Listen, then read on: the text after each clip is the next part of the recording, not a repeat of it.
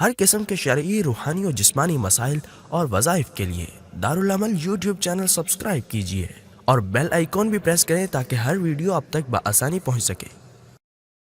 صحابہ کرام کا امت پر یہ ایک بہت عظیم احسان رہا ہے اور رہے گا قیامت تک کہ انہوں نے کھل کر رسول اللہ صلی اللہ علیہ وسلم سے ہر بات پوچھی، آپ صلی اللہ علیہ وسلم نے بتائی، صحابہ کرام نے نوٹ کی، آگے پہنچائی، ہم تک پہنچی۔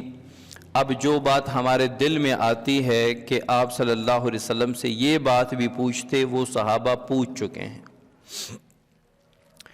حضرت عقبہ بن عامر رضی اللہ تعالیٰ عنہ ایک صحابی ہیں، انہوں نے رسول اللہ صلی اللہ علیہ وسلم سے ایک بڑا جامع سوال کیا۔ جس طرح آج کل کوئی بندہ آتا ہے اور کہتا ہے کہ حضرت اس وقت اس دور میں ہم کیسے بچ سکتے ہیں، نجات کس چیز میں ہے، فتنوں سے نجات، شرور سے نجات، فسادات سے نجات، لڑائی جھگڑوں سے نجات، آفات اور مصیبتوں سے نجات، دشمنوں سے نجات، حاسدین کے حسد سے نجات، شریروں کے شر سے نجات، بغض کرنے والوں کے بغض سے نجات، ظالموں کے ظلم سے نجات۔ نجات کس چیز میں ہے؟ ایک ہے جلب منفعت، ایک ہے دفع مضرت۔ جلب منفعت کہتے ہیں کسی فائدے کو حاصل کرنا، کسی فائدے کو حاصل کرنا۔ ہم جو کھانا کھاتے ہیں، گندم کی روٹی کھاتے ہیں، سبزیاں گوشت کھاتے ہیں، یہ ہے جلب منفعت۔ ہم اپنے صحت کا، اپنے بدن کا فائدہ حاصل کرنے کے لیے سارا کچھ کھاتے ہیں، اور دوائیاں ہم کھاتے ہیں دفع مضرت کے لیے۔ ہمارے جسم میں جو ضرر رساں مواد آ گئے ہیں، جراثیم آ گئے ہیں، بیماریاں آ گئی ہیں، ان بیماریوں کو دور کرنے کے لیے ہم دوائیاں کھاتے ہیں۔ اب کچھ چیزیں ہم استعمال کر رہے ہیں جلب منفعت کے لیے کہ ہمیں فائدہ ہو، کچھ چیزیں ہم استعمال کر رہے ہیں دفع مضرت کے لیے کہ ہم سے وہ ضرر دفع ہو جائے، دور ہو جائے، وہ بیماری کی شکل میں، وہ ہر شکل میں۔ اسی طرح معاشرے کو بھی کچھ ایسی چیزیں چاہیے جس سے معاشرہ پائیدار ہو جائے، مضبوط ہو جائے، معاشرہ خوش رہے، اور کچھ ایسی چیزوں سے بچنا ہے جو دفع مضرت کا کام کرے۔ کچھ ایسے کام کرنے ہیں جس سے معاشرے سے وہ چیزیں نکل جائیں جو معاشرے کو نقصان پہنچا رہے ہیں۔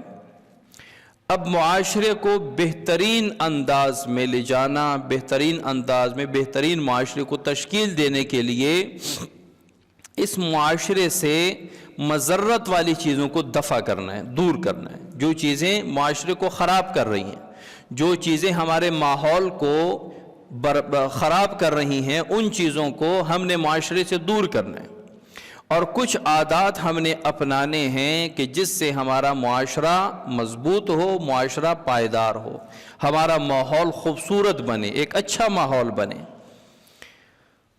تو یہ جو حضرت عقبہ بن عامر رضی اللہ تعالیٰ عنہ نے پوچھا ہے، یہ ہے دفع مضرت کے لیے کہ ان چیزوں کو کیسے دفع دور کیا جائے، ان چیزوں سے کیسے نجات حاصل کی جائے جو ہمارے صحت، ہماری جان، ہمارا ماحول، ہمارا معاشرہ، ہمارا گھریلو ماحول، انفرادی اجتماعی زندگی کو خراب کر رہے ہیں۔ ان چیزوں سے ہم کیسے بچیں، اور نجات کس چیز میں ہے؟ یا رسول اللہ، اے اللہ کے رسول، من نجات، یہ نجات ہے کیا چیز، کس چیز میں نجات ہے؟ حضور صلی اللہ علیہ وسلم کو اللہ تعالیٰ نے جوامع القلم عطا فرمائے تھے، یعنی جوامع الکلم، کلام، ایسا کلام کہ وہ دریا کو کوزے میں بند کر دے۔ چند الفاظ پورے زندگی کو احاطے میں لے آئے، چند الفاظ سے بڑے بڑے باتیں جو ہے نا وہ مسائل حل ہو جائیں، اس کو کہتے ہیں جوامع الکلم۔ آپ صلی اللہ علیہ وسلم فرماتے ہیں مجھے اللہ تعالیٰ نے جوامع الکلم سے نوازا ہے۔ جوامع الکلم یعنی ایسے کلام سے اللہ تعالیٰ نے مجھے نوازا ہے کہ جس کے الفاظ تو بڑے کم ہوتے ہیں، چھوٹے ہوتے ہیں، معنی کے لحاظ سے وہ بہت وسیع ہوتے ہیں۔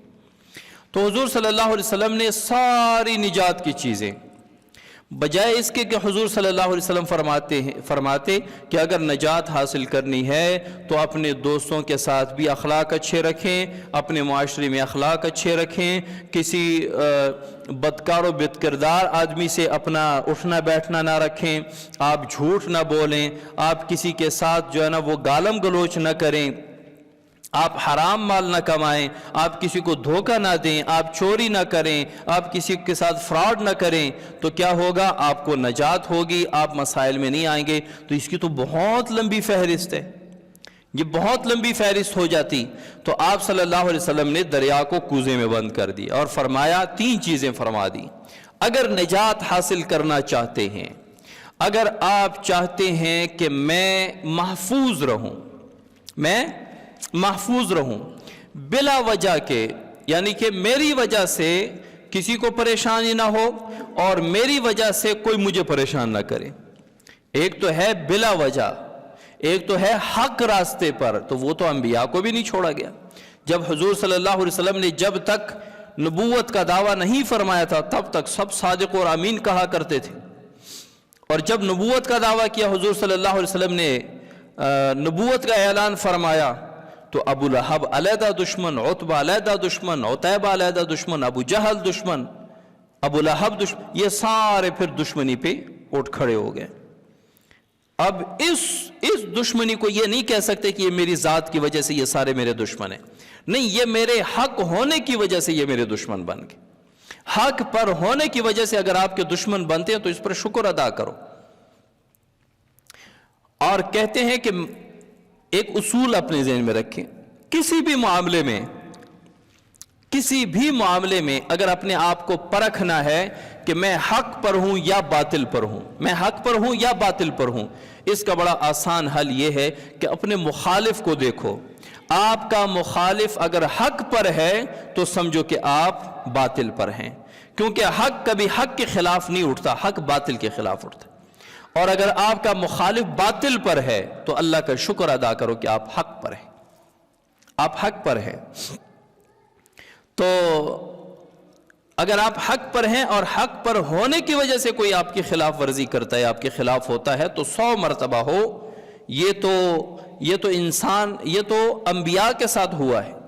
انبیاء جب تمام انبیاء حق پر ہیں، کوئی نبی ایسا نہیں ہے کہ نعوذ باللہ معاذ اللہ کے معاشرہ حق پر تھا اور نبی ناحق پر تھا۔ نبی ہمیشہ حق پر ہوا تھا، اس کے خلاف جو تھے وہ ہمیشہ ناحق تھے، اس کے خلاف جو تھے وہ ہمیشہ باطل پر تھے۔ لیکن ایک شخص جو ہے وہ ہمیشہ، ہر کوئی اس کے خلاف ہوتا ہے، ہر کوئی اس کے خلاف باتیں کرتا ہے، ہر کوئی اس کے خلاف جو ہے نا وہ غیبت بھی کرتا ہے، چغلی بھی کرتا ہے، اس کے عیوب بیان کرتا ہے۔ تو اب اس انسان کو اپنے اندر جھانکنا چاہیے کہ میرے اندر کون کون سی خرابیاں ہیں کہ ہر کوئی میرے خلاف بات کر رہا ہے۔ اب اس کو جلب دفع مضرت کرنا چاہیے کہ میں وہ عیوب ختم کروں گا جن عیوب کی وجہ سے میرے مخالفین بڑھ رہے ہیں، جن عیوب کی بنا پر لوگ میرے خلاف ہو رہے ہیں۔ تو حضور صلی اللہ علیہ وسلم نے صحابی حضرت عقبہ بن عامر رضی اللہ تعالیٰ عنہ کو 3 نصیحتیں فرمائیں، اور وہ 3 نصیحتوں میں رسول اللہ صلی اللہ علیہ وسلم نے دریا کو کوزے میں ایسا بند کر دیا کہ وہ 3 نصیحتوں پر اگر کوئی عمل کرے گا وہ دنیا میں بھی شرور و فتن سے نجات پا جائے گا اور قیامت والے دن بھی نجات پا جائے گا۔ صرف یہ نہیں کہ آپ اپنا بول چال ٹھیک رکھو لوگوں کے ساتھ تو لوگ آپ کو نقصان نہیں پہنچے گی، تو صرف دنیا کے لیے ہے۔ حضور صلی اللہ علیہ وسلم نے 3 باتوں میں دنیا اور آخرت میں نجات کا فارمولہ بتا دیا۔ اس میں سب سے پہلی بات، امسک علیک لسانک، اپنی زبان پر قابو رکھو۔ سب سے بنیادی چیز جو رسول اللہ صلی اللہ علیہ وسلم نے بیان فرمایا اپنی زبان پر قابو رکھو۔ دنیا میں آدھے سے زیادہ معاملات جو خراب ہوتے ہیں وہ زبان کی وجہ سے خراب ہوتے ہیں۔ عدم برداشت انسان میں ہوتی ہے، وہ عدم برداشت کی وجہ سے زبان پہ ایسا لفظ لے آتے ہیں کہ اگلا بندے بھی برداشت سے باہر ہو کر اس کو جواب دیتا ہے، پھر بات لڑائی جھگڑے تک، پھر دشمنیوں تک چلی جاتی ہے۔ اور پورے سر سے لے کر پاؤں تک جتنے بھی ہمارے اعضاء ہیں جن سے گناہ سرزد ہوتے ہیں، وہ کان بھی ہے، وہ آنکھیں بھی ہیں، وہ زبان ہے، وہ ہاتھ ہے، وہ پاؤں ہیں، ان سب میں سب سے زیادہ گناہ جو ہے وہ زبان سے سرزد ہوتے ہیں۔ امسک علیک لسانک، امسک علیک لسانک، اپنی زبان پر قابو رکھو۔ آپ صلی اللہ علیہ وسلم فرماتے ہیں ایک اور حدیث ہے، من صمت نجا، جو خاموش رہا وہ نجات پا گیا، جو خاموش رہا وہ نجات پا گیا۔ یعنی ہر جگہ جب بھی بندے کو کوئی پریشانی آتی ہے وہ بولنے کی وجہ سے آئے گی، خاموشی سے نہیں آئے گی کہ میرا وہاں پہ پھڈا ہو گیا، میری لڑائی ہو گئی، کیوں ہو گئی؟ کیونکہ میں خاموش رہا۔ ایسا کوئی ہر بندہ ہنسے گا؟ خاموش رہنے سے بھی بڑا کبھی لڑائی ہوتی ہے؟ لڑائی جب بھی ہوتی ہے، معاملہ جب بھی خراب ہوتا ہے، انسان کو جب بھی پریشانی آتی ہے وہ بولنے پر آئے گی، خاموش رہنے پر۔ من صمت نجا، جو خاموش رہ گیا وہ نجات پا گیا۔ تو حضور صلی اللہ علیہ وسلم نے اس حدیث میں یہ نہیں فرمایا کہ خاموش رہنا، بس خاموش رہو۔ بڑے ایسی جگہ ہوتی ہیں جہاں پہ بات کرنا ضروری ہوتا ہے، حق بات کو چھپانا بھی جرم ہے، لیکن کنٹرول میں امسک علیک لسانک، اپنی زبان پہ قابو رکھو۔ جس کی زبان پہ قابو ہوتی ہے نا وہ بلا وجہ کی مخالفتوں سے محفوظ رہتا ہے۔